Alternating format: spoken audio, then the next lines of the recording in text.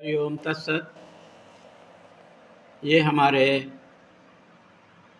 सद्गुरु भगवान हैं श्री स्वामी चिदानंद सरस्वती जी महाराज, जो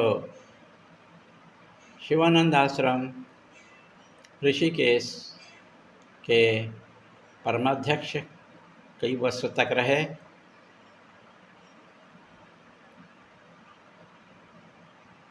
उत्कल उड़ीसा में इन्हें चलता फिरता जगन्नाथ के नाम से जाना जाता है। ऐसे सद्गुरु भगवान से मैंने मंत्र दीक्षा लिया। ये सद्गुरु भगवान अक्सर एक भजन गाया करते थे, जो आज समस्त उपनिषदों का, गीता का सार लगता है। वह भजन है, सब में समान, सब में एक प्राण, तज के अभिमान, हरे नाम गाओ, हरे नाम गाओ, दया अपनाओ, अपने हृदय में हरि को बसाओ, हरि नाम प्यारा, सुख का आधारा, हरि नाम जपते सुख शांति पाओ, हरि नाम जपते सुख शांति पाओ। समस्त वेद उपनिषद गीता का सार। हरि ओम तत्सत। ओम नमो नारायणाय। हरि ओम तत्सत। आज हम नारायण आश्रम डिमावर, जिला सीहोर, मध्य प्रदेश में बुद्ध पूर्णिमा के अवसर पर श्रीमद् भगवद गीता के 7वां, 8वां, 9वां, 10वां और 11वां, इन 5 अध्यायों का अलग अलग संक्षेप में महत्व सुने थे। आज इन 5 अध्याय का सार संक्षिप्त में बताएंगे, जो हमारे जीवन के लिए अत्यंत उपयोगी है और हमारे साधना में हमको मदद करने वाली है। तो हम प्रारंभ करते हैं श्रीमद् भगवद गीता के 7वां अध्याय के तीसरा श्लोक।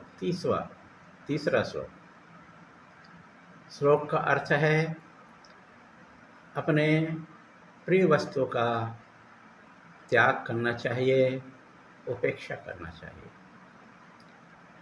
7वां अध्याय का 4था श्लोक है, अविद्या ही अहंकार का कारण है। 7वां अध्याय का 11 श्लोक है, सकल व्यवहार कामनाओं से ही होती है, जो संसार में फंसाने वाली होती है। 7:17 अपने बताती है कि अपने नित्य कर्म के बाद जो शेष समय बचता है, उसमें हमें आत्मचिंतन करो, वही सर्वश्रेष्ठ है। 7वां अध्याय का 23वां श्लोक बताती हमें कि जो साधक ज्ञान योग में जिसका मन न लगे तो जप करना चाहिए, और यज्ञ करना चाहिए और बिना अपेक्षा के लोकहित का काम करना चाहिए। 8वां अध्याय का 7वां श्लोक है। बहुत महत्वपूर्ण श्लोक लगा कि सर्वरूप से मैं आत्मा हूँ, सब कुछ ब्रह्म ही है, ऐसा हमेशा स्मरण रखना चाहिए। 8वां अध्याय का 13वां श्लोक है, ओंकार का स्मरण करते करते शरीर त्यागने से परम गति को प्राप्त होते हैं। 8वां अध्याय का 14वां श्लोक में वर्णित है, जिसका मन ब्रह्म से भिन्न अन्य विषयों में नहीं लगता, तो जो संसार के व्यवहार को तोड़ देता है, उसके लिए मैं सर्वसुलभ हूँ। भगवान श्री कृष्ण हमको एक अच्छी प्रेरणा देते हैं कि मुझे कौन प्राप्त कर सकता है। बहुत सुंदर। 8वां अध्याय का 19वां श्लोक, पाप पुण्य के कारण ही जीव का जन्म मरण होता है, अतः ज्ञान के द्वारा अपने स्वरूप को प्राप्त करो।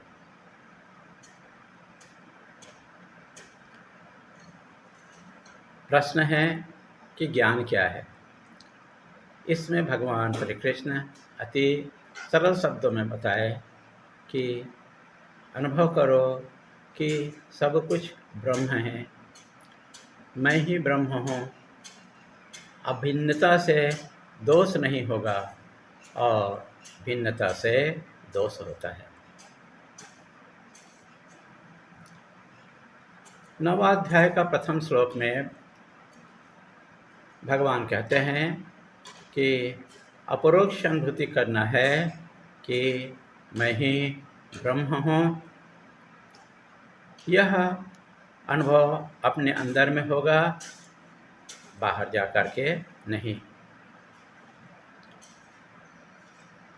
9वां अध्याय का 4था श्लोक में कहते हैं कि आत्मा का कहीं भी किसी से संबंध नहीं होता है।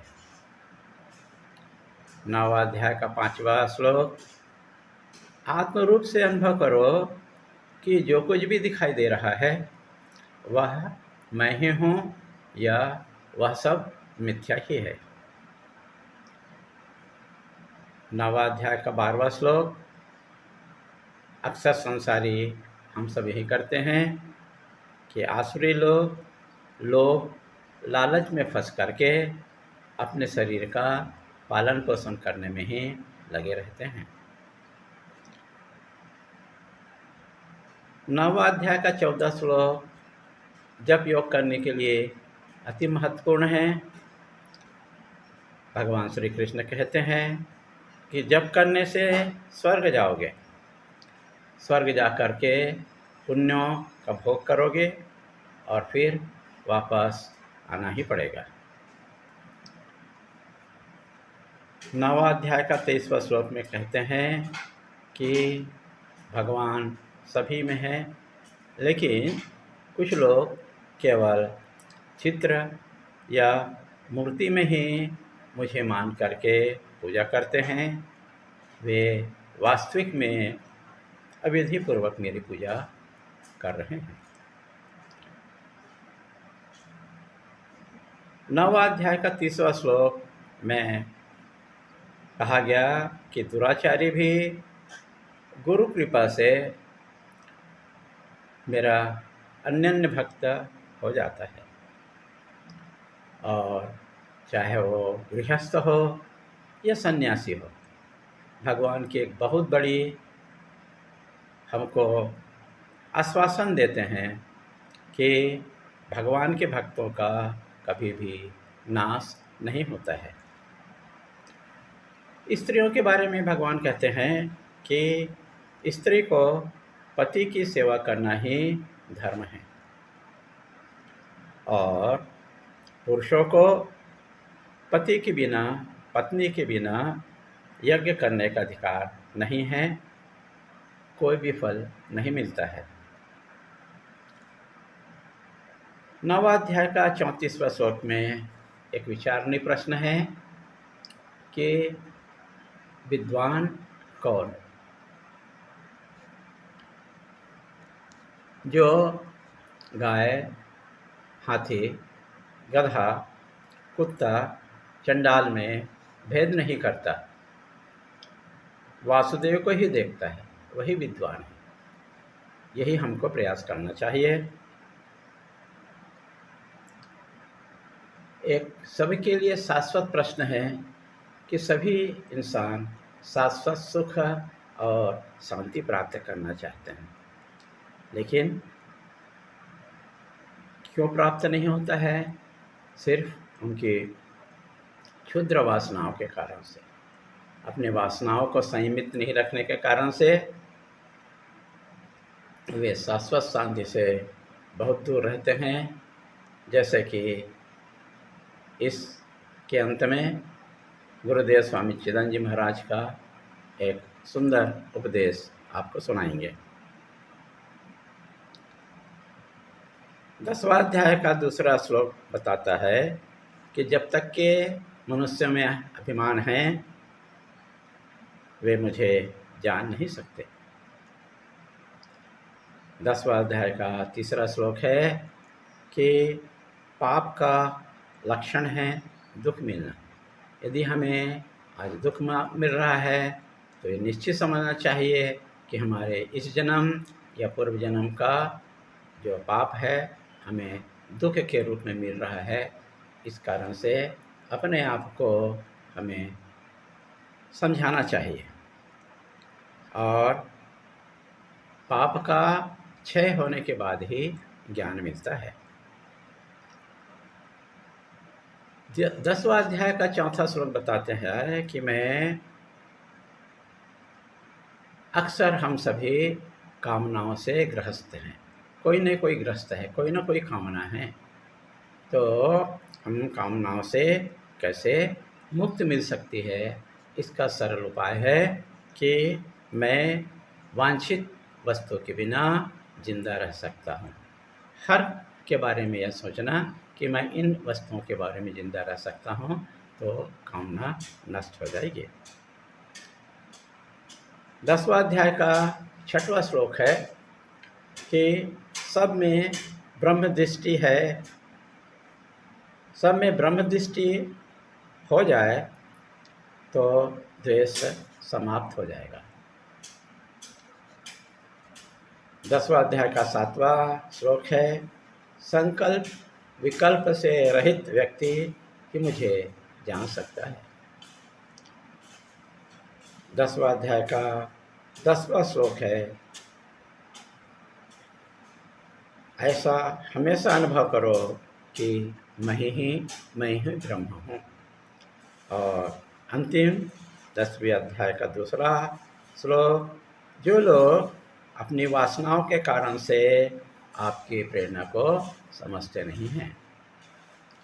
तो इस प्रकार से 5 अध्याय के माध्यम से, जिसमें कुल 189 श्लोक है, उनमें से 29 श्लोक के माध्यम से हम अपना जीवन यापन करें तो निश्चित ही हमें अपने जीवन का लक्ष्य मोक्ष है वो प्राप्ति होने में सहायक होगी। और उनमें से 10 श्लोक को भी यदि हम गंभीरतापूर्वक अध्ययन करें, वो श्लोक है 7 अध्याय का 17 श्लोक, 8 अध्याय का 7वां श्लोक, 8 अध्याय का 22वां श्लोक, 9 अध्याय का 31वां श्लोक, 9 अध्याय का 34वां श्लोक, 10 अध्याय का दूसरा श्लोक, 10 अध्याय का चौथा श्लोक, 10 अध्याय का 7वां श्लोक और 10 अध्याय का 10वां श्लोक। इन 10 श्लोक का हम यदि नित्य प्रतिदिन चिंतन करें, मनन करें, निश्चित ही मैं समझता हूँ कि हमें अपने जीवन के परम लक्ष्य मोक्ष प्राप्त करने में सहायता मिलेगी। ओम नमो नारायणाय। हरि ओम तत्सत।